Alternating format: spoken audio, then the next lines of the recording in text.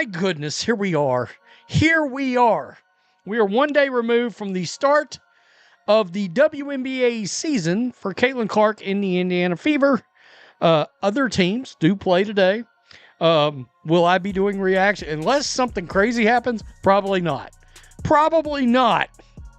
I don't know if I want to subject myself to that, to be honest with you. I mean, I ought to get hazard pay like it is. We should all get hazard pay like it is. What if the WNBA's most dramatic plot began before any actual games were played this season? Concerns about injuries, perplexed supporters, and yet another round of ESPN hot takes asserting that the offensive somehow gets better without Caitlin Clark controlling the ball are already plaguing the Indiana Fever. However, are individuals once again making an excessive effort to minimize the league's biggest star before the first game even takes place? Or is there genuine truth concealed within the criticism?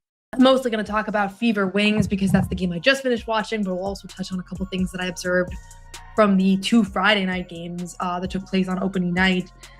First thing I'll say is I'm so excited that the WNBA is back because many of you know I covered the Celtics. That ended about a week ago. Their season ended about a week ago, and I've been enjoying watching the NBA playoffs, but it's fun to have a bunch of new basketball to watch. And while there's no team in Boston, there's still a lot of connections to the region, and I'm really enjoying watching the first couple games here. You know you don't want to miss this one, so hit the like and subscribe buttons before we continue. Before the season can even begin, Indiana Fever supporters are already caught up in another episode of Guess Who's Hurt This Week. You would think a team based around Caitlin Clark would spend the offseason talking about highlight plays, sold-out arenas, and playoff dreams. Every update now feels like someone patiently announcing awful news over a hospital intercom, while ticket holders stare into the distance regretting their life choices. The franchise somehow transformed straightforward injury reports into emotional jump scares. All right, you guys, that's it. Game 1 for the Indiana Fever. They lose to the Dallas Wings at home, 107-104. And before we even jump into the meat of the game, can we talk about that final play? So there was 1.5 seconds left on the clock. The Indiana Fever are down by 3 points. The play earlier, Caitlin Clark misses a logo 3, but it was a good shot at the basket. She pump faked.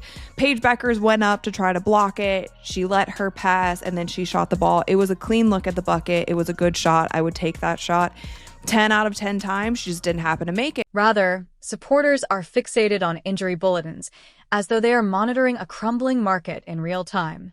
The phrase day-to-day no longer sounds like ordinary news. It is more akin to an alarm going off in a room where no one can get out. The season, we've already got injury news. Injury news is coming out. There's no way we're doing this again, right? We're doing this again, folks. We have not played one game. We've only had some preseason action, but we're knee-deep in injuries. Let's start here because, well, here I am right here. And to be completely honest, that is the worst kind of impressive. The season is only getting begun. After just finishing the preseason games, Indiana supporters are already hearing the same horrifying rhetoric that spoiled last year's vacations, depleted their finances, and damaged their collective emotions. Versus a team that had the damn #1 pick last year because they were so garbage. Like, bro, what is going on? First of all, Stephanie White, I'm going to address you. You came over here to the Indiana Fever. You done messed up the offense so much to the point where you forgot that you're supposed to be a damn defensive coach. This defense was absolutely trash. The defense was garbage. And to be completely honest, that is the worst kind of impressive. The season is only getting begun. After just finishing the preseason games, Indiana supporters are already hearing the same horrifying rhetoric that spoiled last year's vacations, depleted their finances, and damaged their collective emotions. Are we surprised at all with what we saw today? I'm not. There was no defense from this team in the preseason, and there was no defense from this team tonight. There is no defense against the Liberty, no defense against the Wings, no defense against the Nigerian national team. So why would I come to this game thinking that suddenly the defensive guru, Stephanie White, was going to have them playing defense? Why would I even expect that? Because the financial commitment associated with this player is entirely different from anything the league has ever seen. Fans respond differently when injury management begins to appear unclear or inconsistent. And that's not even including the media circus, which inexplicably turned into something even more crazy than the actual basketball game.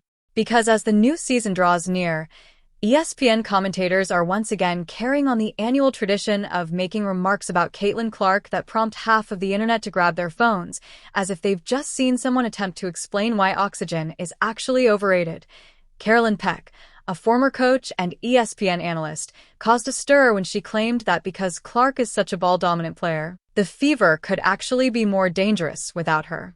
To some extent, every great playmaker controls possession. That is literally part of the job description. Because the offense passes through players like LeBron James, Luka Doncic, and Nikola Jokic, the ball is in their hands for extended periods of time. No one suddenly claims that since role players touch the ball more frequently, the Denver Nuggets are secretly more dangerous without Jokic. Before the appetizers were served, such conversation would be laughed out of every American sports bar. Fights back. There's a familiarity with the system, and Caitlin Clark and Aliyah Boston and Lexi Hull and Sophie Cunningham and a lot of those players, have had experiences together. The Dallas Wings, there's some continuity, right? Like players like Paige Beckers and Enrique Gompawale, Maddie Siegrist, like they are all returners. But they draft AZ Fudd, the number 1 overall pick. She's coming off the bench for now. They add Odyssey Sims, who ironically was a critical part of the Fever's playoff run last year. She was waived in the middle of the season. She's a veteran of this league. And ends up, because of all the injuries that the Fever dealt with last year, she ended up becoming an important part. However, when speaking with Caitlin Clark, the discussion abruptly takes on an oddly philosophical tone. Instead of chatting about basketball, people start talking about modern art. When those ESPN remarks are heard, one side sees them as strategic analysis on offensive balance. When the opposing team hears these, they instantly believe that the media is once again attempting to downplay the athlete who brought the WNBA into the mainstream. In all honesty, Clark's influence transcends numbers, which is why this whole controversy exists. She is contributing more than just assists and points. She modifies the emotional climate surrounding the sport itself. Every possession feels like it could result in something absurd when Caitlin Clark is playing. A cross-court laser pass that seems to defy physics, a logo three-pointer, and a transition pull-up from a distance that ages coaches on the sidelines in real time. She plays with a reckless confidence that elevates everyday regular season games to virtual spectacles. This explains why the criticism constantly elicits such strong reactions. Supporters are not merely standing up for a player. At times, the attack appeared more balanced since it relied less on Clark's invention and more on the initiative of numerous players. That is possible. There are numerous instances in basketball history where teams briefly adopted new attacking rhythms due to the absence of superstars. The aggressiveness of role players increases. The ball moves differently. Because they're no longer waiting on the star to produce every opportunity, different players see an increase in confidence. However, there is a huge difference between claiming that a club found more offensive versatility and claiming that they are truly superior without their top player. They are not at all the same thing. Shit is so annoying, bro. It's so annoying watching this Stephanie White-led team, bro. It's just like you really came over here and messed all of this stuff up, man. The Indiana Fever lose the season opening game. The season opening game to the damn Dallas Wings, 107-104. Fever dropped their first game at home. How you get bumped your first game at home? The Fever without Caitlin Clark is still not nearly the same cultural force, financial attraction, or competitive ceiling as they are with her, which is why fans react so violently. That's just the way things are. It is demonstrated by television ratings. Sales of tickets attest to this. Engagement on social media demonstrates this. Attendance at the arena attests to this. It is demonstrated by merchandise. When Indiana shows up, every away game becomes their greatest event of the season, so even the opposing teams are aware of it. Even if some people are reluctant to publicly acknowledge it, the league itself is aware of it. The odd thing is that some of the basketball media continue to seem uncomfortable about her appeal rather than totally embracing the phenomenon. It's almost as if they are angry because one player significantly altered the sport's attention economy. Arguments regarding visibility, marketing, race, and league politics arise from conversations about popularity. A typical pick-and-roll possession eventually begins to sound like a discussion over a PhD thesis. In the meantime, the typical basketball fan is merely attempting to enjoy the game without the need for a sociology textbook by the remote control. However, because of the Clark effect, which amplifies everything around her, the pandemonium continues to spread.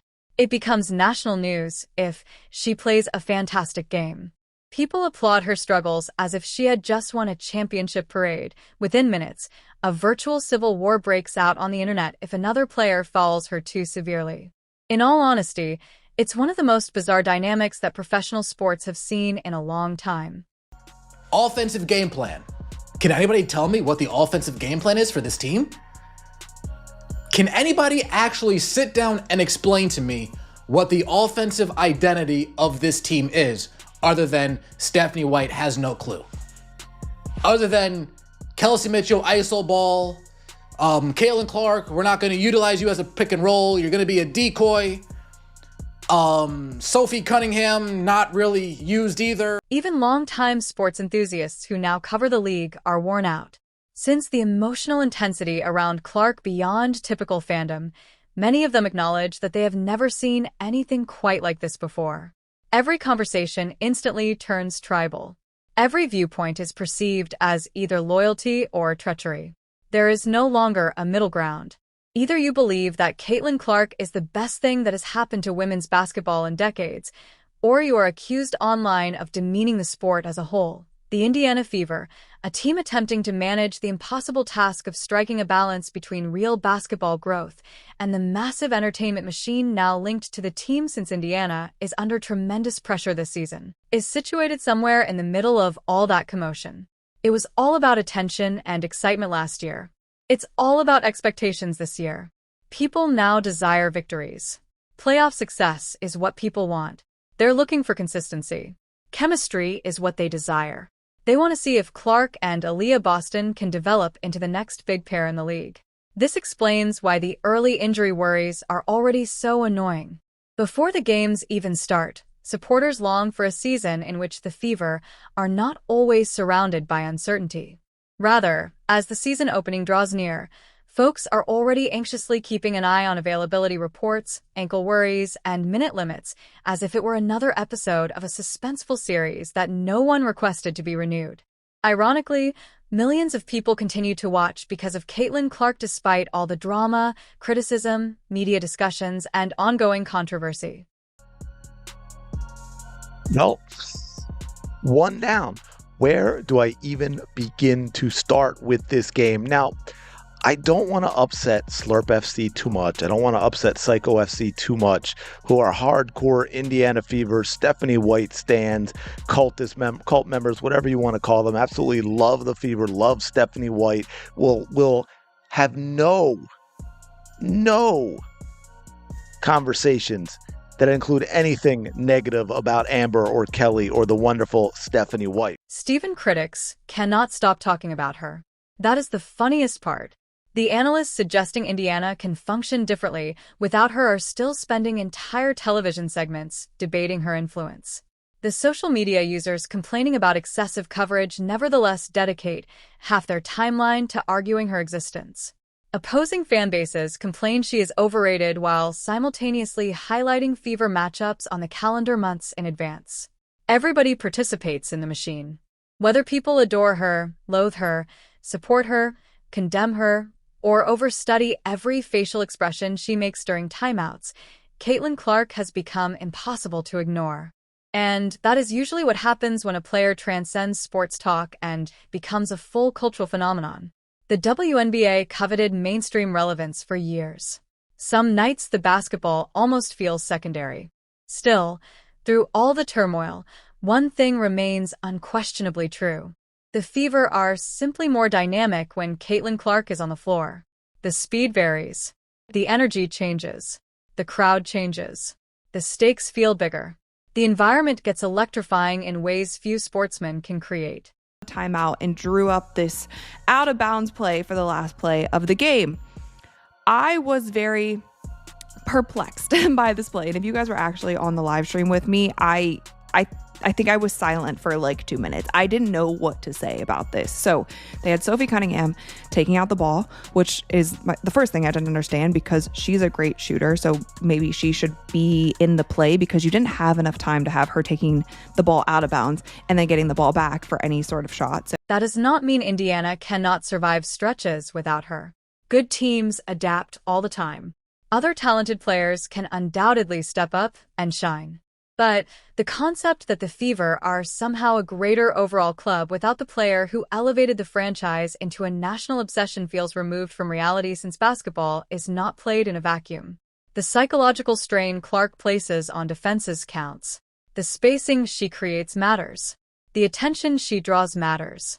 The transition opportunities she generates matter. Even when she fails, defenses remain afraid of her range and passing skills. That alters the geometry of the court itself. And beyond strategy, there is also entertainment value, which professional sports leagues should probably care about, because entertainment is practically the business model. Fans buy tickets to watch excellence, unpredictability, and spectacle. Clark offers all three at once, which is why this season feels so crucial. The novelty phase is over now. Caitlin Clark is no longer the college superstar graduating into professional basketball. She is now the epicenter of the WNBA's largest running storyline. And everybody surrounding the league recognizes the stakes associated to her performance. If Indiana thrives, the league keeps growing explosively. I talked about her since she was drafted. I was disappointed she didn't get enough time last season, and I know that's Stephanie White's thing. And I also know that she wouldn't have got the time she did today if there weren't for a couple of things.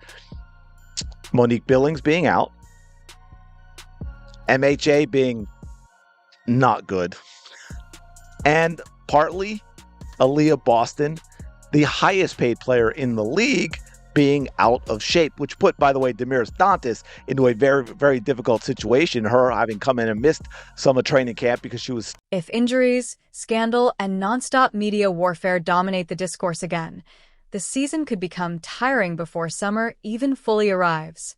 And honestly, supporters are tired of the incessant hostility enough. They want to watch basketball.